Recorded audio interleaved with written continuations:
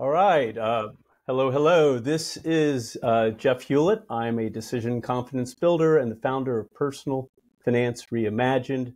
So, for our viewers and listeners, this is our fourth vidcast this month.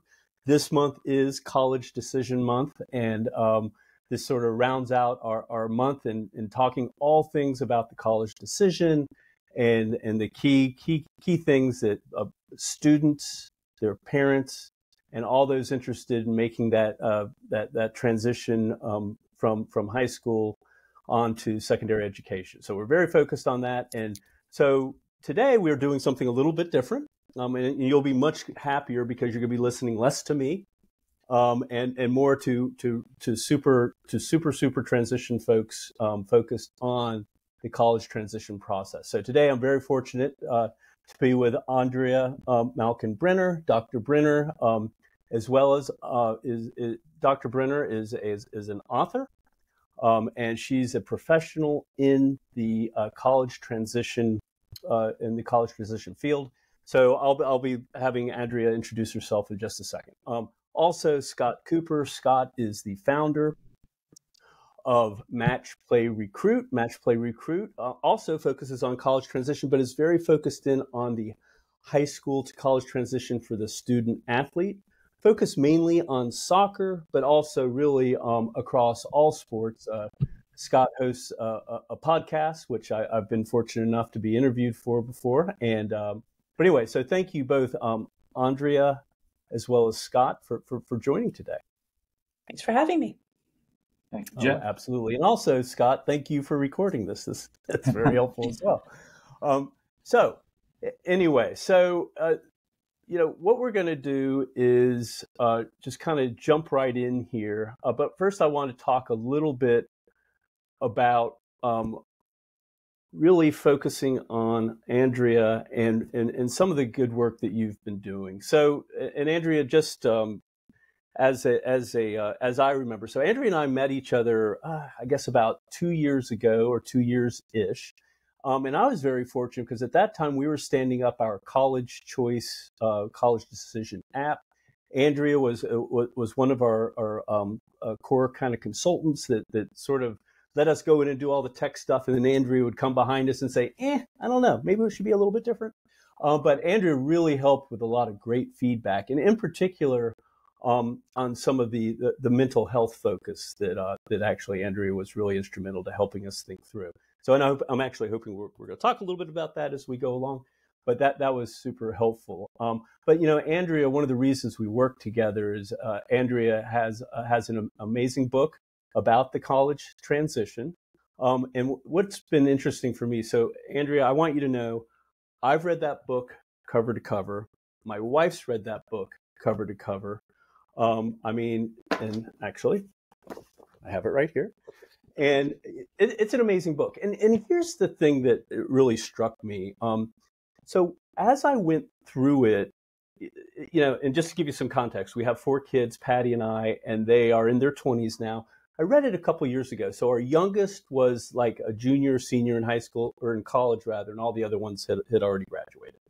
And so, but my experience with that book was pretty cool because I didn't have it at the time the kids were in high school, which probably would have been a little bit better. So for me, it was kind of like reading it going, here's all the really cool things that I did, and Patty and I did. I give a lot more credit to Patty than me, but I was involved too.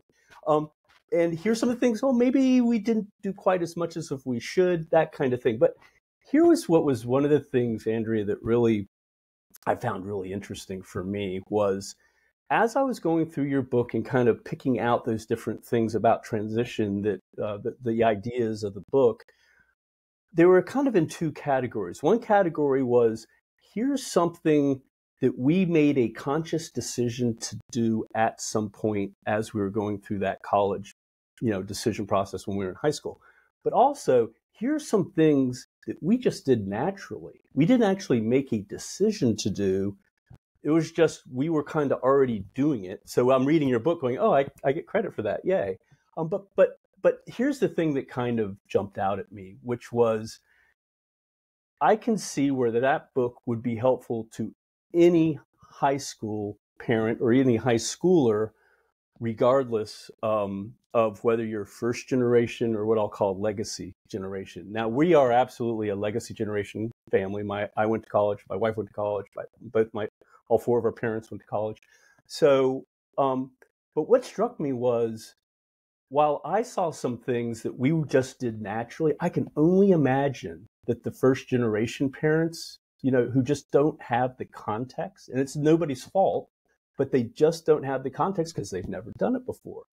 I could just imagine where it's good for everyone. I could just see where for the first generation family, it would even be more helpful. So I was wondering if you could react to that, Andrea. Well, thank you so much for the kind words. The book has really taken off. I mean, the original book came out in 2019. We've since done a new intro for a post-COVID era with a new higher ed landscape. And we're in about 40 colleges as the Common Reads book now. So the required reading for incoming first years.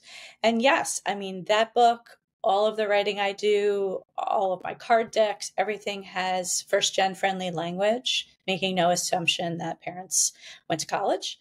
But it does make the assumption that parents left home as young adults and have information to share about adulting. And so that is also woven through the book.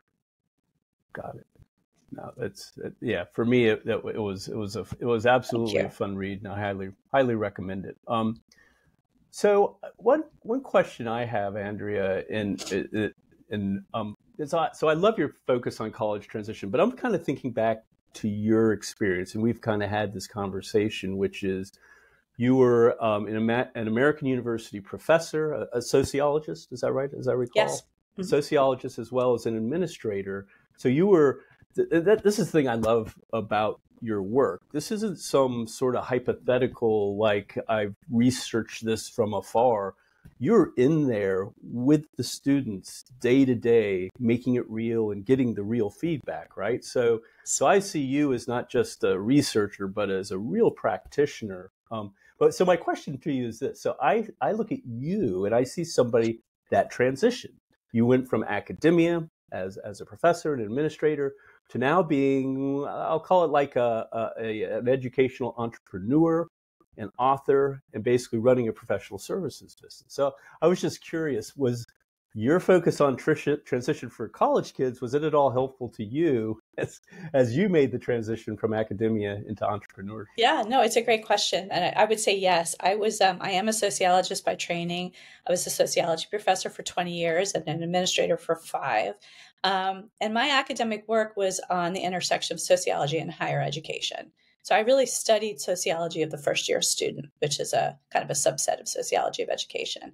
And so when AU decided to hire somebody to create a first year experience course and really start working with living learning communities and put a lot of effort and programming into the first year transition, I was kind of the natural person to do that since I had been there for so long. So yes, and I do think to answer your question, I think there are similarities of many different transitions.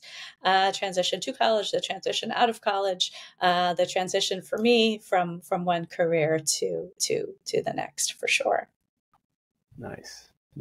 I know for my life, I've thought about reinvention, right? You sort of start in one place that almost naturally leads you to another place. And that's the way I feel like with you were doing this amazing work in American, and then it sort of led you in a way to I kind of look at it as you've expanded your platform, right? So before you were in a single university doing great work.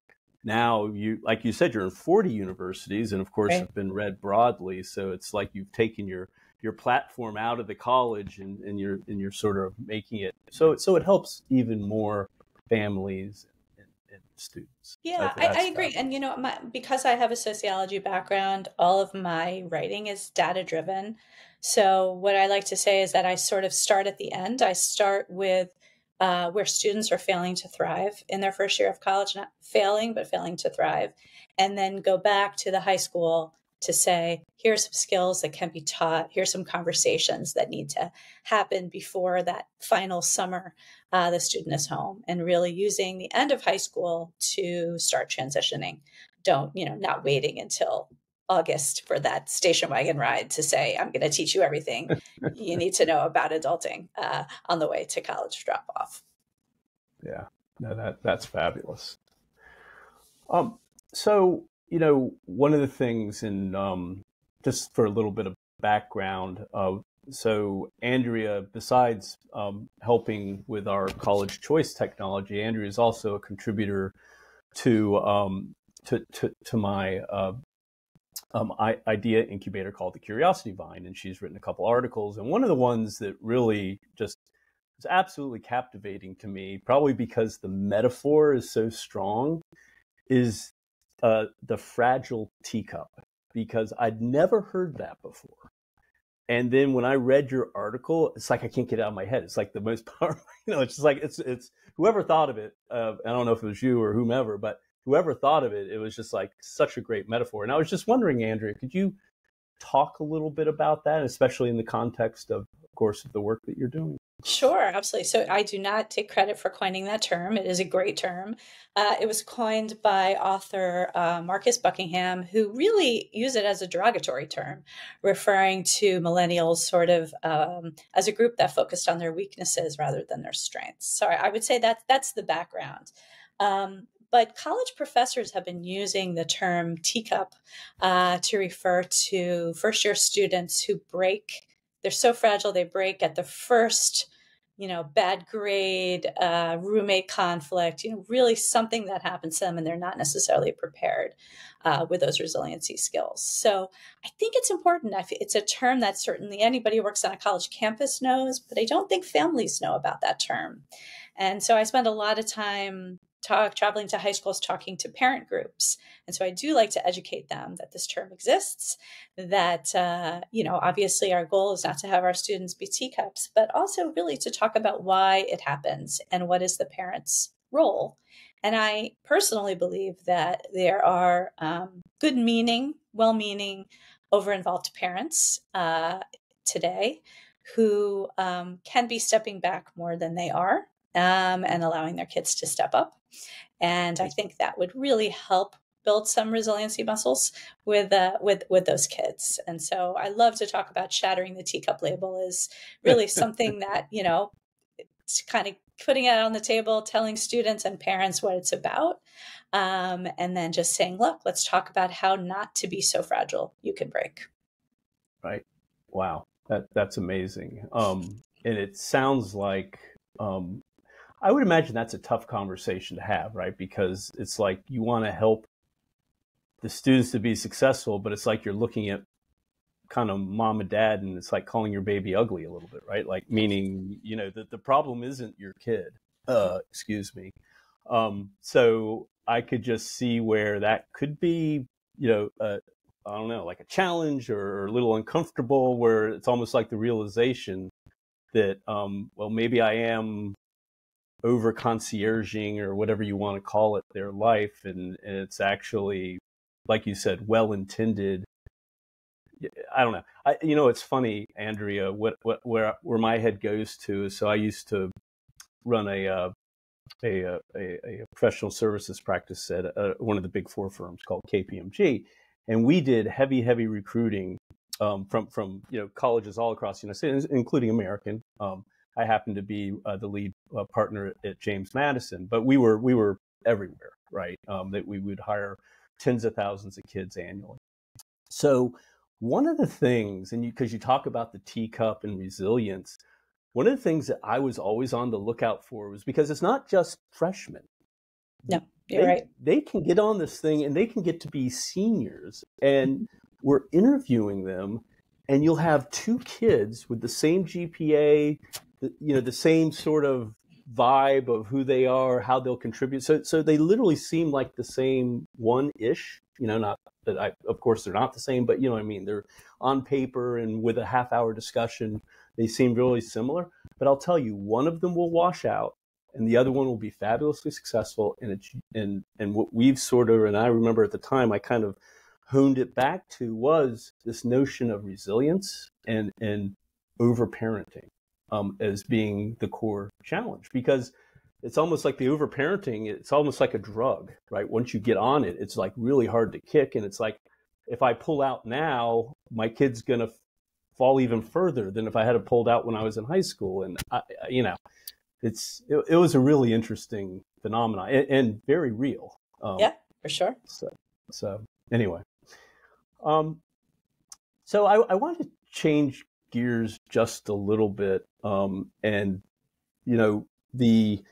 so I've read the book, and I have to admit, I haven't really checked out the Talking College cards, which I'd like to. But to me, and this I'll put in my words, and you tell me if I'm oversimplifying it or not. But it's really to encourage college transition discussions, right? In other words, you have these prompts that you sort of go through it, and it's a way it's almost like the cards ask the hard question instead of the parent or the child or the high school student having to ask it. So it's in a way, it's a discussion generator, and et cetera, which to me, going from the book, which I'm sure is fabulous, but then having something that can really become very operational, right? Like become something that's really practical and useful beyond just reading a book, kind of. It just sounds fabulous. So would you mind talking a little bit about the cards and some of the genesis of that, and Sure. And has it been successful? Thank you for asking. Yes, it's definitely been successful. I have 5 card decks out at this point. I'm working on the 6th. It started with a card deck of conversation prompts for college-bound students and their parents and guardians, which is now also out in Spanish. We're in a lot of first-gen programs on college campuses. And what we're seeing more and more now are colleges purchasing these card decks, sort of the parent engagement office at colleges, and sending them to incoming families instead of the water bottle. It's a win-win situation. Granted, the student would probably have the water bottle, but the parent is involved. The colleges are getting better prepared families, which I think is important. So, as a sociologist, I spent the first year of COVID in focus groups and interviews, all by Zoom, with college presidents down to RAs, saying, tell me the conversations that should happen at home in order to better prepare not only the student, but the parent for the transition ahead. Like, where are students failing to thrive? And so that became a deck of conversation prompts with instructions on who leads each conversation. They're not all led by the parents, or they would just become lectures. So that's the original. That's the original deck. And then I have a new deck. I have another deck called Talking College Campus Visits. And that's for high school students heading off to view colleges, and insider tips for kind of getting the best bang for your buck when you are visiting colleges, but also taking families who haven't done, but maybe not, parents who are kids who are first gen, their parents were not familiar with college campuses, and kind of easing them into the process and saying, if you need to talk to a coach, if you need to want to see a chemistry lab or meet with disability support, all that can be worked into a campus visit. You just need to know who to call. So there's that one. And then I have two new ones that are out. This one is for neurodiverse college-bound students and takes them through applying for disability support, all of that. This is not necessarily prompts for conversations with parents. A lot of these are with academic coaches, mentors, teachers, etc. And then the one that just came out is for peer leaders. So these are actually being purchased by colleges for RAs, orientation leaders, for any upper class student leading conversations with first years. So lots of stuff happening. But to answer your question, yes, they came out of the book. Throughout the book are little tidbits that kind of say, discuss before you go. There are about 15 of those in the book. And the feedback from families, especially parents, was, this is our favorite part of the book. We love bringing these conversation topics to the dinner table, kind of like, what else you got?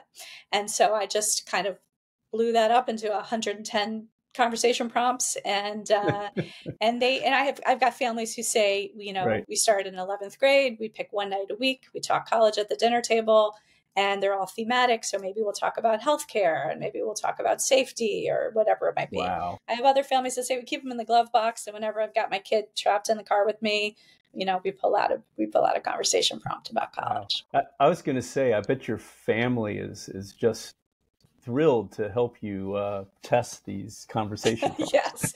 Yes. I have a private. My son is currently in college, and my daughter is post college. But they were both helpful in their own ways, for sure. Yes. Yeah, and I'm actually working. I'm working with a team right now of folks from Harvard Grad School of Education, and we're doing a deck for Chinese international students. But it's not a pure translation; it's half cultural competency. So that should be an interesting experience too. The big learning curve for me. Wow. Well, I was going to ask what's next, and well, you just answered that. Mandarin is next. I've got lots of ideas, but each deck takes about a year because there's a lot of research that goes into it, and then obviously the creation of it. I usually have a panel of experts in a particular field. But Scott, I look forward to talking to you because I would love to do one with student athletes. So we're thinking the same here for sure. Exactly.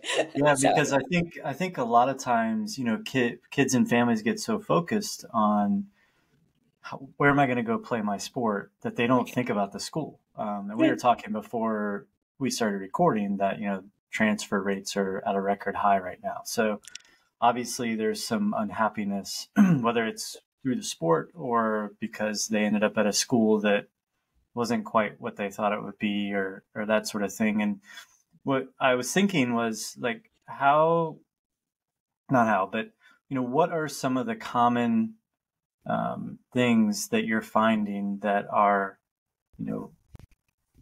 what was the term you used? Failing to thrive. What's failing before they get to college, and then, what causes that failure to thrive as they, what are some of the most common things that are the pitfalls? Yeah, that's a great question. And I think they're in all different areas. So I think a lot of families come out and they say, my kid is ready academically for college. Maybe they took honors courses or AP courses and they're ready. I think what they don't realize is that where students fail to thrive academically on college campuses, it's usually the non-content related areas. So, they're going from reading an article in high school to reading a book a week in college, right? So just the sheer amount of reading, setting aside time to study, not just to, when you hear a high schooler say, I'm doing work or I'm studying, that means they're studying for an actual test or quiz, right? But in college, there needs to be kind of an ongoing, kind of recruitment of new information and remembering what they actually have taken in. Time management. Helpful for me to know when I was exactly. Time management is huge, as you know, and for student athletes, how tough is that when they already have so much of their day programmed, and travel becomes a huge issue for some students. And then we also have some social stuff that's coming post-COVID, but also even before that, where high schools in the U.S. are mostly homogeneous. So most high school kids are coming out of high schools, and for the most part, they are sharing a race or religion, even socioeconomic status of their family with many of the people in their town. Colleges are much more diverse than high schools are, and students are really unable to make friends the way they used to. And so much of it, I think, is technology, but it's tough. And a lot of these kids have had the same friends since elementary school, and really find that social interaction is tough. And then probably the last area, which I've mentioned already, it's I wouldn't use the term overparenting, but I would, because I think the intention is all good from parents, but I think it's sort of, when are we allowing our opportunities for our kids to step up? Are we enabling them to problem solve? And, I talk a lot to parents and I say, when your kid comes to you with a problem, we're so good as parents. We're great problem solvers. Like I can absolutely solve problems better than my kids. No question about it. But, one of the things I love to talk to parents about is something that I do in my own family, which is, unless it's health and safety, where I always want you to come to me because that is that is absolutely my place. If it's a problem that's not emergency related to health and safety, I want you to come to me when you've thought out the problem and have this potential solution, even if it's not a fantastic solution, and even if we're going to tweak it together, and so I think it's just so easy with texting to say, Mom, I have a problem. What should I do? And then the parent responds.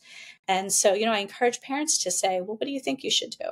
Or even why don't you train your kid? And this is something I do in my own life, to say, I have a problem.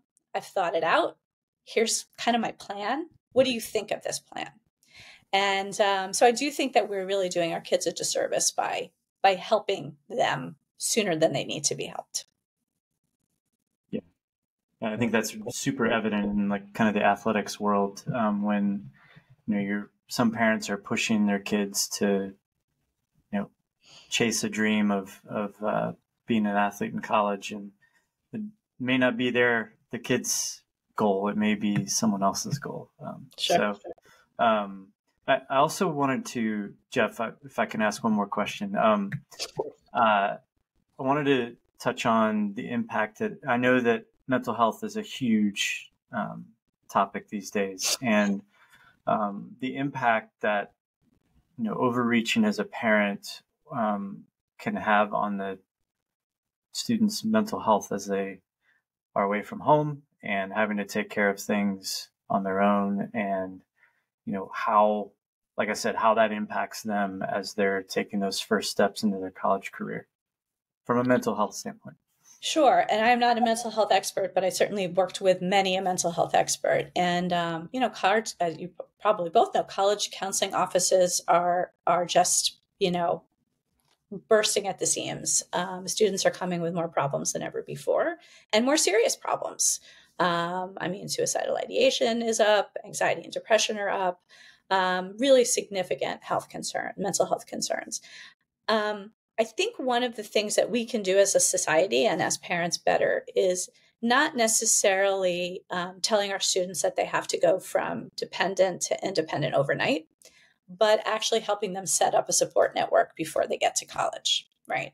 So maybe you're not going to rely on your therapist from home or your parent as your first line of defense and problem solving, but let's set you up, kid, with a new system, right? Most families don't realize that, kids get somewhere between 6 and 8 counseling sessions with included in their tuition at most schools in the US right now, right? So I love the idea of normalizing mental health issues. They're very common.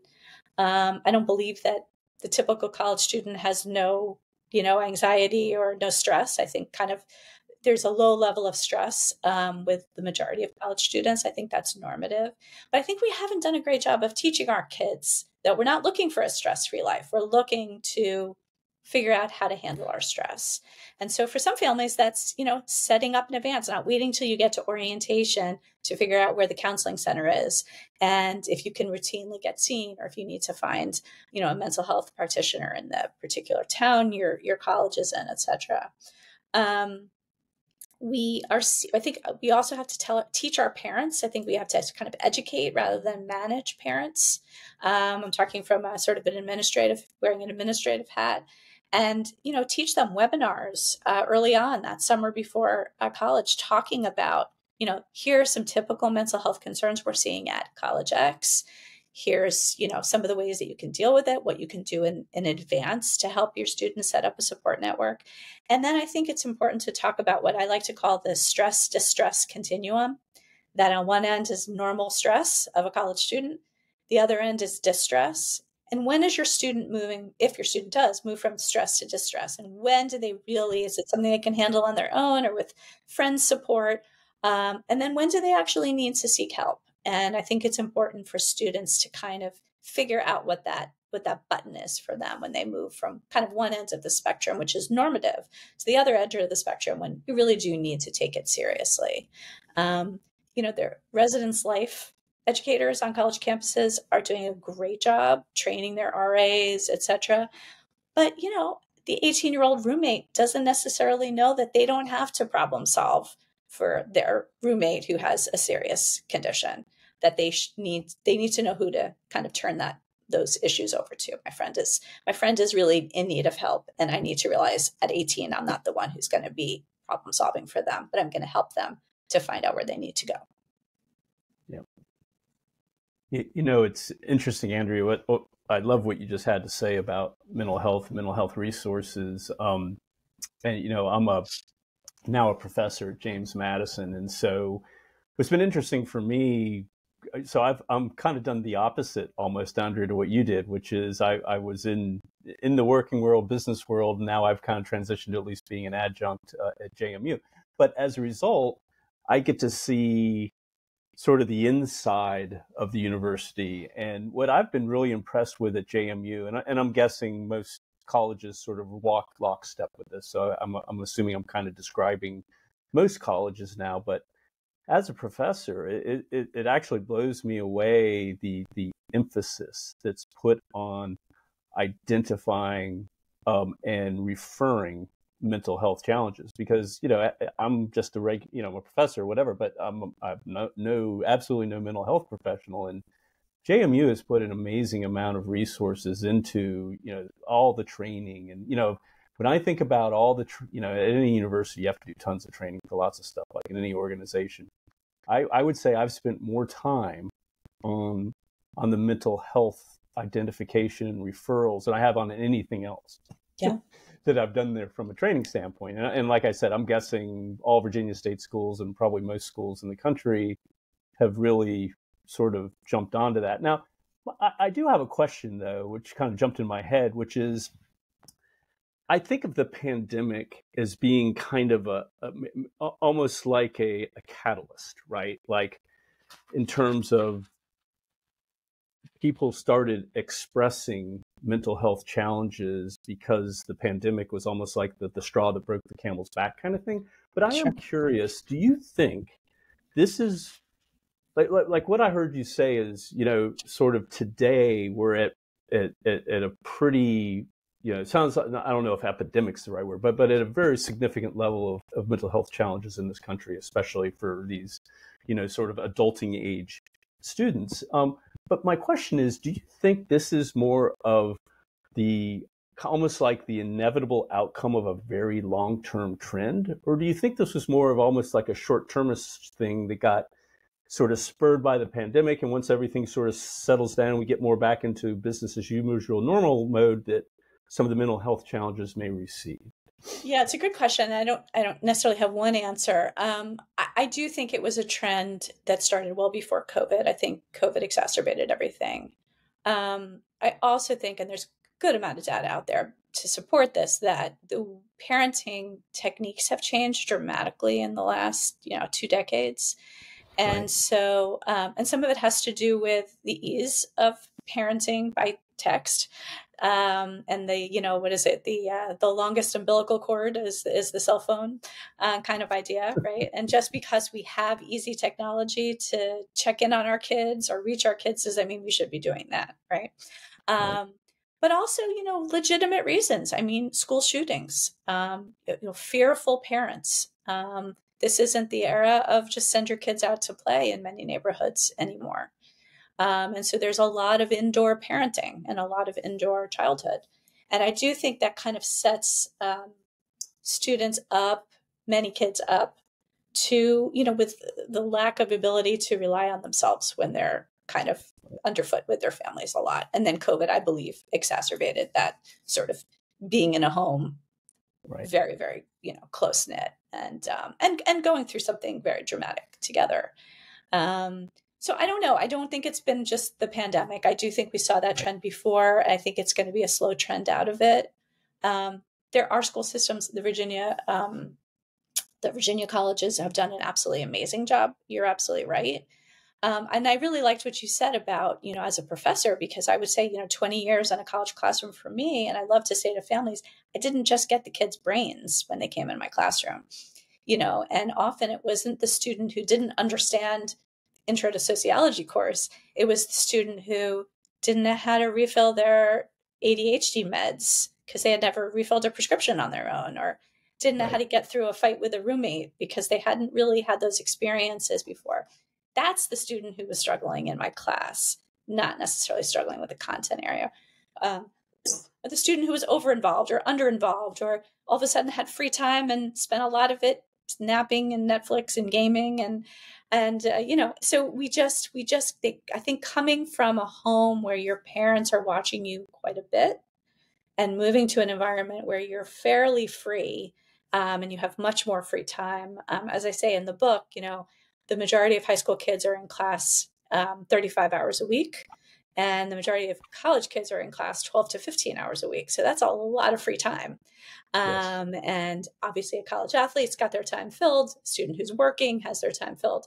But for many students, managing time is a huge Yeah. issue. Thinking about time management, and I completely agree. And I think we're all in agreement that's one of the biggest challenges. And, Scott, I'm thinking to the student athlete a little bit. And when I think back to Daniel, my son's experience at CNU, and I don't know if he'd agree with this, but his day was scheduled from the moment he woke up till his head hit the pillow every day. I mean, every day. I mean, it was tough, but at the same time, it's just what he did, right? And so, because Andrea, I heard you say, hey, you're in class 12 to 15 hours a day or a week. Well, that leaves a lot of hours that you have to structure, right? So for the student athlete, I wonder, it's like, it's hard, but there's also a part of it that's like, it just is what it is. And all the time is accounted for. Like, they don't have to really think too hard about it, other than to think about, I've got a test and I'm on a bus for 5 hours and I just played in a game and my body's killing me. And, oh God, I got to stay awake and study now, kind of thing. But I mean, those are hard things for sure. But there was never, I think it's fair to say, there was never a question in Daniel's mind about what he should be doing. Whether or not he'd always do it or not, that's another question. But, the sort of, it was almost like the structure was there. I don't know, Scott, react to that. Is that, I mean, and I know you have a college kid too. So does that make sense? Yeah. I mean, I think you can definitely take advantage of the structure, and be successful because of the structure. I think that, maybe it's a little bit of babysitting too. I don't know. Maybe they're not developing the same independence that they need. Maybe do they struggle once they're out of school because they've had so much structure in college? I don't know. I mean, Andrew, you'd have to answer that one. I don't know the answer to that, but I do not have the data, but it's a great question. I wonder if there are any longitudinal studies of college athletes. I mean, they almost have like a little bit of entitlement. Some of them have been a little coddled and taken care of, and maybe helped with their classes a little bit, and tutored and that sort of thing. So, but you're right. I mean, they don't have any time.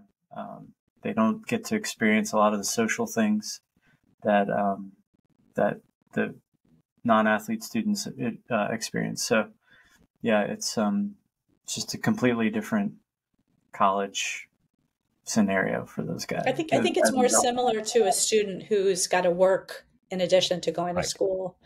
Their time is filled. This is what I got to do, and I think that's very similar to a college athlete whose day is filled.